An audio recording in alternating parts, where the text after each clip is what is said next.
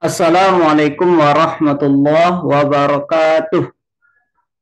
Pada video ini akan dilanjutkan pembahasan tentang contoh soal tes pengetahuan umum dan kebangsaan pada seleksi PCPMBI Part 3. Nah, sebelum kita lanjutkan pembahasan ini, jangan lupa like, share, and subscribe video ini, karena nanti akan ada pembahasan soal tes berikutnya yang berkaitan dengan seleksi PCPMBI ataupun seleksi tes masuk kerja lainnya. Yuk langsung saja kita bahas contoh soal tes pengetahuan umum dan kebangsaan pada seleksi PCPMBI Part 3. Soal nomor 1. Pasar yang memiliki kemampuan paling besar dalam menentukan harga adalah pasar. Apakah A. Persaingan sempurna, B. Monopoli, C. Oligopoli, atau D. Duopoli?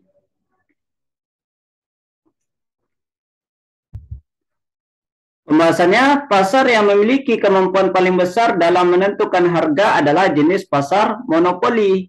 Adapun ciri-ciri pasar monopoli adalah yang pertama, di dalam pasar hanya ada satu penjual atau produsen.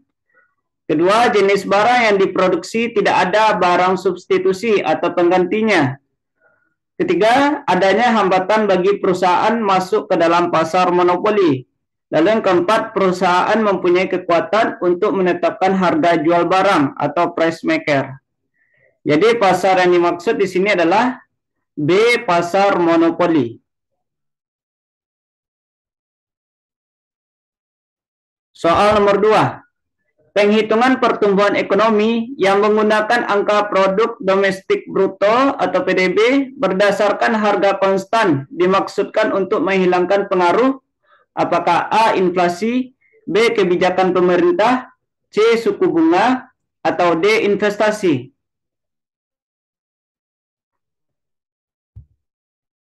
Pendapatan nasional atas dasar harga konstan atau pendapatan nasional real atau nyata adalah nilai barang dan jasa yang dihasilkan suatu negara dalam satu tahun yang dinilai menurut harga konstan atau harga pada suatu tahun tertentu atau tahun dasar yang selanjutnya digunakan untuk menilai barang dan jasa yang dihasilkan pada tahun-tahun berikutnya. Dan pendapatan nasional real sudah memperhitungkan unsur inflasi atau sudah dikeluarkan unsur inflasi sehingga mencerminkan kenaikan produksi yang nyata. Maka berdasarkan harga konstan dimaksudkan untuk menghilangkan pengaruh, di sini menghilangkan pengaruh inflasi. Jadi jawabannya adalah A. inflasi. Soal nomor 3. Krisis ekonomi yang dialami oleh suatu negara berdampak sangat besar kepada perusahaan-perusahaan yang bernaung di bawahnya. Sulitnya perekonomian ditambah dengan rendahnya nilai tukar mata uang akibat krisis ekonomi mengakibatkan banyak perusahaan yang harus gulung tikar dan merumahkan karyawannya. PHK besar-besaran tak terbantahkan, sehingga mengakibatkan tingginya tingkat pengangguran. Dampak sosial yang mungkin terjadi dari kejadian ini yaitu apakah A. bertambahnya pengemis di kota, B. tingginya tingkat kejahatan, C. tingginya kecelakaan lalu lintas, atau D. maraknya penjual kaki lima.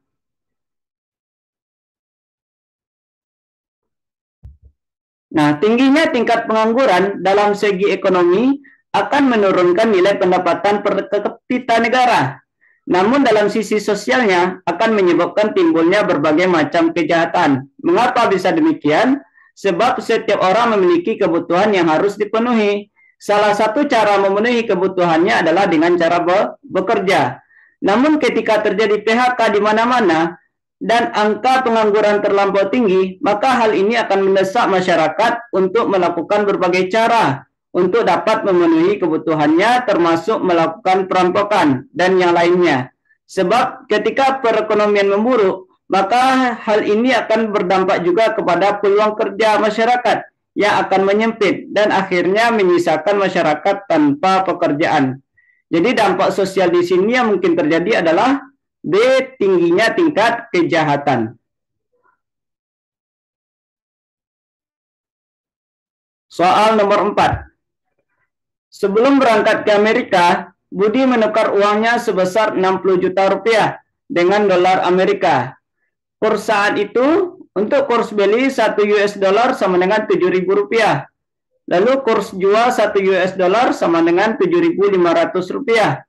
Di Amerika, Budi membelanjakan uangnya sebesar 6.000 US dollar. Sekembalinya di Indonesia, Budi menukar kembali sisa dolarnya ke rupiah. Saat itu kurs beli 1 US dollar sama dengan 7.300 rupiah. Dan kurs jual 1 US dollar sama dengan 7.800 rupiah. Maka sisa uang Budi sebesar, apakah A. 14.600.000 rupiah, B. 15 juta rupiah, C. 15.600.000 rupiah, atau D. 18.771.428,57 rupiah. Nah, di sini kita mencari sisa uang Budi. Ya, awalnya di bawah yaitu sebesar 60 juta rupiah, lalu kembali ke Indonesia maka berapa sisanya. Untuk permasalahan soal ini, kita cari jumlah dolar yang diterima Budi, yaitu 60 juta dibagi dengan 7.500. Sehingga jumlah dolar yang diterima Budi adalah 8.000 US dollar. Kemudian, Budi membelanjakan uangnya sebesar 6.000 US dollar. Maka sisa uang Budi dalam dolar adalah 8.000 dikurang 6.000, sama dengan 2.000 US dollar. Lalu 2.000 US dollar ini dikonversikan ke rupiah. Pada saat itu kurs belinya yaitu 7.300 rupiah. Sehingga sisa uang Budi dalam rupiah adalah 2.000 dikali 7.300 sama dengan 14.600.000 rupiah. Jadi sisa uang Budi di sini adalah sebesar A. 14.600.000 rupiah.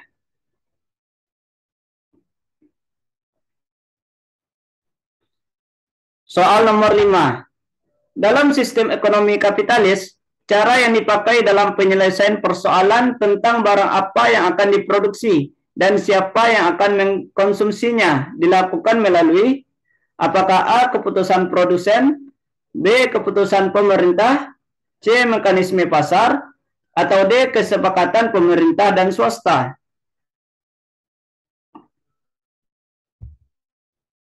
Nah, di sini sistem kapitalis adalah sistem yang sangat menghargai kebebasan, anti monopoli, dan anti intervensi pemerintah. Maka penyelesaian masalah harga akan diserahkan kepada mekanisme pasar. Jadi di sini dilakukan dengan cara C. melalui mekanisme pasar. Soal nomor 6. Gempa bumi yang melanda di berbagai belahan dunia telah mengakibatkan kebocoran sumur-sumur minyak bumi di laut, sehingga mengganggu keseimbangan pasar minyak mentah dunia. Karena apakah A. permintaan bertambah dan harga keseimbangan akan meningkat, B. penawaran berkurang dan harga keseimbangan akan meningkat, C. permintaan berkurang dan harga keseimbangan akan turun, atau D. penawaran bertambah dan harga keseimbangan akan turun. Gempa bumi menghancurkan pipa-pipa minyak bumi sehingga penawaran dari produsen berkurang, sedangkan permintaan meningkat. Maka harga keseimbangan cenderung akan meningkat karena minyak relatif lebih langka. Jadi di sini jawabannya adalah B, itu karena penawaran berkurang dan harga keseimbangan akan meningkat. Soal nomor 7. Di negara yang menganut sistem kurs tetap, pada kondisi apakah Bank Sentral akan melakukan intervensi dengan membeli mata uang asing di pasar valuta asing? Apakah A. adanya kecenderungan apresiasi mata uang domestik, B. adanya kecenderungan depresi mata uang domestik, C. nilai impor lebih besar dari nilai ekspor, atau D. nilai ekspor sama dengan nilai impor.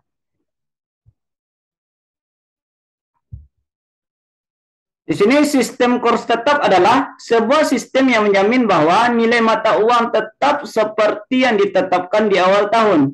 Sehingga Bank sentral akan melakukan intervensi untuk menstabilkan nilai mata uang ketika terjadi depresiasi atau penurunan akibat pasar terhadap mata uang domestik. Jadi di sini jawabannya adalah B, adanya kecenderungan depresiasi mata uang domestik. Soal nomor 8. Perhitungan produk domestik bruto menurut metode produksi dilakukan dengan cara menjumlahkan hal-hal berikut, yaitu apakah A, pengeluaran agregat konsumsi, investasi, belanja pemerintah, dan ekspor neto dalam periode tertentu. B, nilai total balas jasa yang diterima oleh faktor produksi dalam periode tertentu. C, nilai barang dan jasa yang dihasilkan oleh seluruh sektor perekonomian dalam periode tertentu. Atau D, nilai tambah barang dan jasa yang dihasilkan oleh seluruh sektor perekonomian dalam periode tertentu. Nah, pendekatan nilai tambah atau produksi dihitung dari nilai tambah proses produksi barang mentah ke barang jadi yang meliputi barang dan jasa dalam satu periode tertentu. Jadi perhitungan di sini dilakukan dengan cara menjumlahkan, yaitu D, nilai tambah barang dan jasa yang dihasilkan oleh seluruh sektor perekonomian dalam periode tertentu. Soal nomor 9. Menurut Schumpeter, faktor utama yang mendorong pertumbuhan ekonomi suatu negara adalah apakah A, jumlah tenaga kerja, B, sumber daya alam, C, kewirausahaan, atau D, teknologi. Nah, menurut Schumpeter, faktor utama yang mendorong perekonomian adalah C, kewirausahaan. Soal nomor 10. Akun yang termasuk dalam akun nominal adalah apakah A, pendapatan sewa, B, biaya dibayar di muka, C, persediaan barang dagang, atau D, biaya yang masih harus dibayar. Dalam akuntansi, akun dibagi menjadi dua golongan besar, yaitu akun nominal dan akun real. Akun nominal adalah akun yang digunakan untuk menyusun laporan laba rugi, yaitu akun pendapatan dan akun beban. Sedangkan akun real adalah akun yang dilaporkan dalam neraca, di mana saldo akunnya terbawa dari satu periode ke periode berikutnya. Akun real terdiri dari 3 kelompok, yaitu harta, kewajiban, dan modal. Maka yang termasuk dalam akun nominal di sini adalah A, pendapatan sewa. Soal nomor 11. Buku harian atau jurnal penjualan hanya digunakan untuk mencatat penjualan, apakah A, tunai, B, kredit, C, tunai dan kredit, atau D, tunai dan potongan penjualan. Jurnal penjualan hanya mencatat penjualan yang bersifat kredit, sedangkan untuk tunai itu masuk ke penerimaan kas. Untuk retur penjualan masuk itu masuk ke jurnal umum. Jadi di sini buku harian jurnal penjualan hanya digunakan untuk mencatat penjualan, B, kredit. Soal nomor 12. Di bawah ini adalah jenis badan usaha menurut lapangan usaha, kecuali apakah A, badan usaha perseroan terbatas, B, badan usaha jasa, C, badan usaha manufaktur, atau D, badan usaha perdagangan. Nah, adapun jenis badan usaha menurut lapangan usaha yaitu yang pertama badan usaha agraris, lalu badan usaha ekstraktif, badan usaha industri, lalu badan usaha perdagangan atau niaga, dan badan usaha jasa. Maka di sini yang bukan badan usaha menurut lapangan usaha adalah A, badan usaha perseroan terbatas. Soal nomor 13. Jurnal untuk mencatat pemberian jasa kepada pelanggan secara kredit sebesar Rp8.000 adalah apakah A, kas didebit Rp8.000, utang dikredit Rp8.000, Atau B, piutang usaha di debit Rp8.000, pendapatan jasa di kredit Rp8.000. Atau C, piutang usaha di debit Rp8.000, kas di kredit Rp8.000. Atau D, kas di debit Rp8.000, pendapatan jasa di kredit Rp8.000.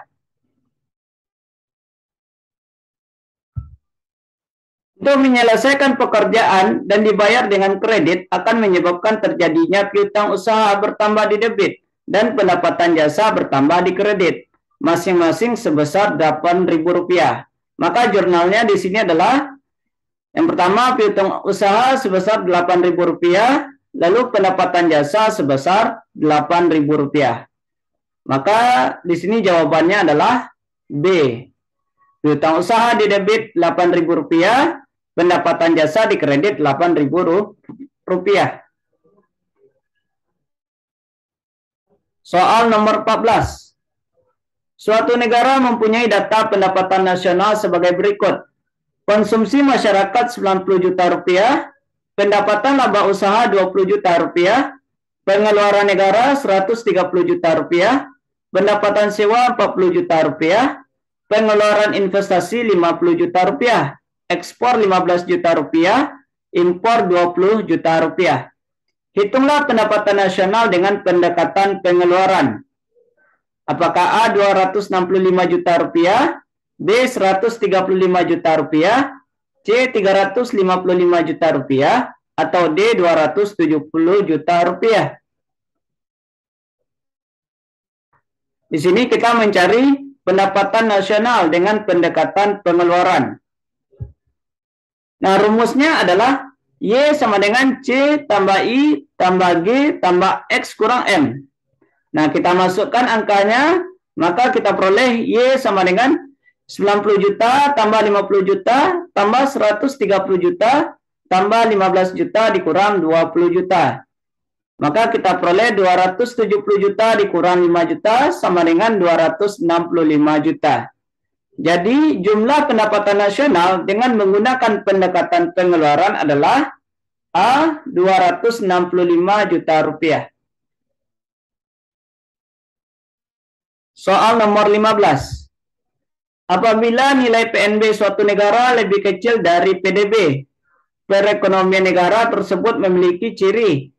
Apakah A. Banyak terdapat sektor informal yang nilai produksinya tidak dapat tercatat dengan baik dalam PDB-nya? B. Nilai ekspor lebih besar daripada nilai impornya, sehingga selalu mengalami defisit dalam neraca perdagangannya. Atau C. Investasi negara tersebut di luar negeri lebih kecil daripada investasi asing di dalam negerinya. D. Nilai produksi orang asing lebih besar daripada penduduk dalam negeri.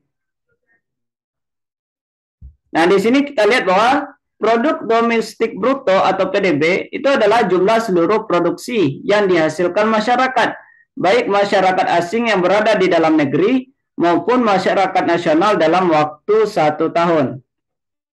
Sedangkan produk nasional bruto atau PNB itu adalah jumlah seluruh produk yang dihasilkan oleh masyarakat suatu negara tanpa menghitung produk yang dihasilkan oleh masyarakat asing di dalam negeri dalam waktu 1 tahun. Nah, dalam soal apabila PNB lebih kecil daripada PDB, berarti produk perusahaan asing lebih besar daripada produk penduduk dalam negeri. Dan negara dengan kondisi seperti ini merupakan ciri negara berkembang. Maka di sini perekonomian negara tersebut memiliki ciri D. Nilai produksi orang asing lebih besar daripada penduduk dalam negeri. Soal nomor 16. Penyebab terjadinya demand pull inflation adalah apakah A. Penetapan harga minimum, B. Kenaikan permintaan agregat, C. Perubahan gaji pegawai pemerintah dan karyawan swasta, atau D. Peningkatan biaya produksi. Demand pull inflation adalah inflasi yang terjadi yang disebabkan oleh kenaikan permintaan melebihi penawaran atau di atas kemampuan berproduksi. Demand pull inflation ini terjadi karena adanya kebijakan moneter ekspansif atau easy money policy, politik uang longgar, yang artinya kebijakan untuk meningkatkan permintaan agregat sehingga dapat menaikkan pendapatan nasional atau produksi nasional dan berakibat terjadi kenaikan harga-harga atau inflasi. Kemudian permintaan agregat itu adalah permintaan keseluruhan atau jumlah barang dan jasa yang akan dibeli oleh konsumen, perusahaan, dan pemerintah dalam perekonomian pada berbagai tingkat harga, jumlah pendapatan tertentu, dan variabel-variabel tertentu lainnya. Maka di sini penyebab terjadinya demand pull inflation adalah B. Kenaikan permintaan agregat.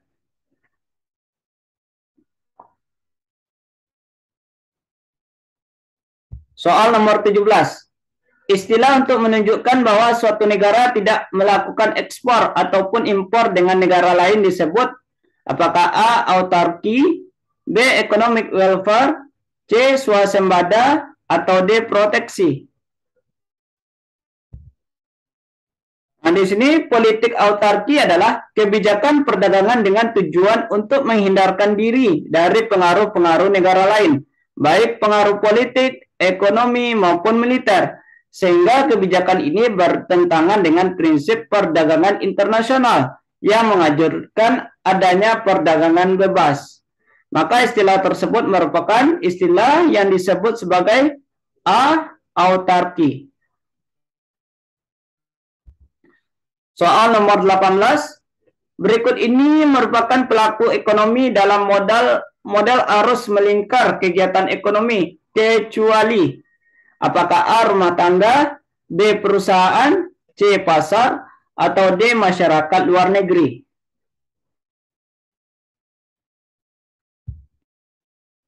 Adapun kegiatan-kegiatan ekonomi yang dilakukan atau dijalankan oleh 4 pelaku dalam suatu perekonomian yaitu yang pertama rumah tangga atau rumah tangga konsumsi, lalu yang kedua perusahaan atau produsen atau rumah tangga produksi, ketiga pemerintah atau negara, lalu yang keempat masyarakat luar negeri. Maka di sini yang bukan pelaku ekonomi dalam model arus melingkar kegiatan ekonomi adalah C. pasar. Soal nomor 19. Fungsi anggaran daerah sebagai dasar untuk merealisasi pendapatan dan belanja pada tahun bersangkutan disebut dengan fungsi apakah A. otoritas, B. perencanaan, C. pengawasan, atau D. alokasi. Fungsi otoritas ini bermakna bahwa anggaran daerah menjadi dasar untuk merealisasi pendapatan dan belanja pada tahun bersangkutan. Tanpa dianggarkan dalam APBD, sebuah kegiatan tidak memiliki kekuatan untuk dilaksanakan. Maka fungsi anggaran daerah sebagai dasar untuk merealisasi pendapatan dan belanja pada tahun bersangkutan itu disebut dengan fungsi A. otoritas. Kemudian soal nomor 20, visi pembangunan nasional tahun 2005 sampai 2025 adalah apakah A. Indonesia yang mandiri, maju, dan visioner, atau B. Indonesia yang mandiri, maju, adil, dan makmur, atau C. Indonesia yang mandiri, adil, dan makmur, atau D. Indonesia yang mandiri, maju, adil, dan sejahtera. Kita lihat bahwa visi pembangunan nasional pada tahun 2005 sampai 2025 adalah Indonesia yang mandiri, maju, adil, dan makmur, yang dapat dirinci sebagai berikut. Kalau mandiri itu mampu mewujudkan kehidupan sejajar dan sederajat dengan bangsa lain.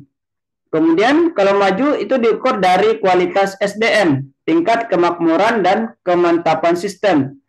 Lalu kalau adil, tidak ada diskriminasi dalam bentuk apapun, baik antar individu, gender, maupun wilayah. Dan kalau makmur itu diukur dari tingkat pemenuhan seluruh kebutuhan hidup. Maka visi pembangunan nasional di sini adalah yang B, yaitu Indonesia yang mandiri, maju, adil, dan makmur.